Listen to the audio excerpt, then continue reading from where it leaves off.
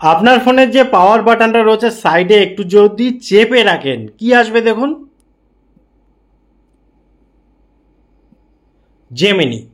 এবার আমি কেন এরকমভাবে দেখালাম, তা না হলে যেটা বলছি সেটাই ওখানে উঠবে এবং সেখানে সার্চ হয়ে যাবে। মেন বিষয়টা আরেকবার দেখুন,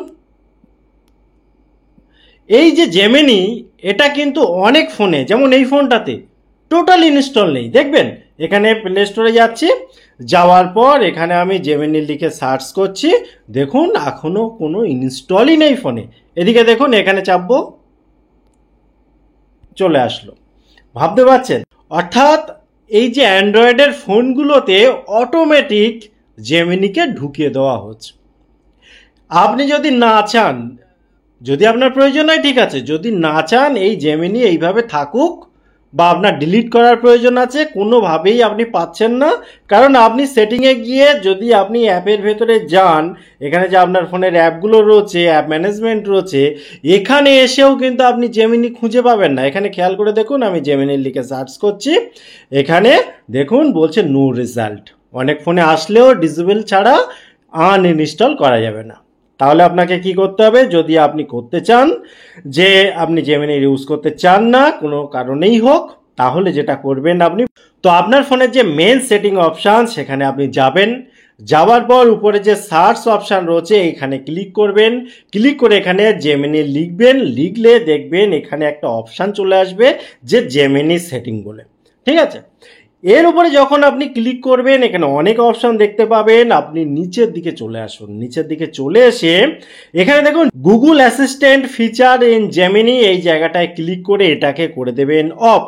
এবং এখানে কিন্তু শেষ নয়, আপনি এখান থেকে বাইরে চলে আসুন, বাইরে চলে এসে এখানে দেখুন ডিজিটাল অ্যাসিস্ট্যান্ট ফ্রম গুগল, এই জায়গাটায় ক্লিক করে এখানে দেখুন জেমিনি যেটা বাই ডিফল্ট অন রয়েছে আজকের ডেটে, আপনি এটা করে দিন গুগল অ্যাসিস্ট্যান্ট এবং এটাকে সুইচ করে নিন।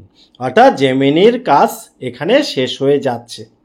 এবং এখানে কমপ্লিট করার জন্য এখানে দেখুন এই যে জেমিনি অন লক স্ক্রিন, এখানে এসে এটাকে করে দিন অফ। কিন্তু যেটা বিষয় সেটা হচ্ছে এবারে আপনি যখন এখানে চাপবেন তখন কিন্তু গুগল অ্যাসিস্ট্যান্ট শো করে যাবে যেমনটি আগে হতো। এবার আপনি যদি এটাকেও বন্ধ করতে চান সেক্ষেত্রে আপনার উপায় হচ্ছে আপনি একই রকমভাবে সেটিংয়ে যাবেন, যাওয়ার পর এখানে সার্চ আসবে, সার্চে ক্লিক করবেন এবং এই যে পাওয়ার বাটন ক্লিক মানে চেপে রাখলেই যে প্রবলেমটা হচ্ছে এই প্রবলেম সলভ করার জন্য এই পাওয়ার বাটন লিখেই সার্চ করুন। আপনি যখনই সার্চ করবেন এখানে দেখুন অপশান চলে আসবে পাওয়ার বাটন, এই পাওয়ার বাটনের এখানে একবার ক্লিক করবেন, ক্লিক করলে এখানে পেয়ে যাবেন press and hold the power button, এই জায়গাটায় এসে এখানে দেখুন এই যে ডিজিটাল অ্যাসিস্ট্যান্ট লেখা আছে এইটা করে দিন পাওয়ার মেনু। তাহলে পুরো ব্যাপারটা হয়ে গেল কমপ্লিট।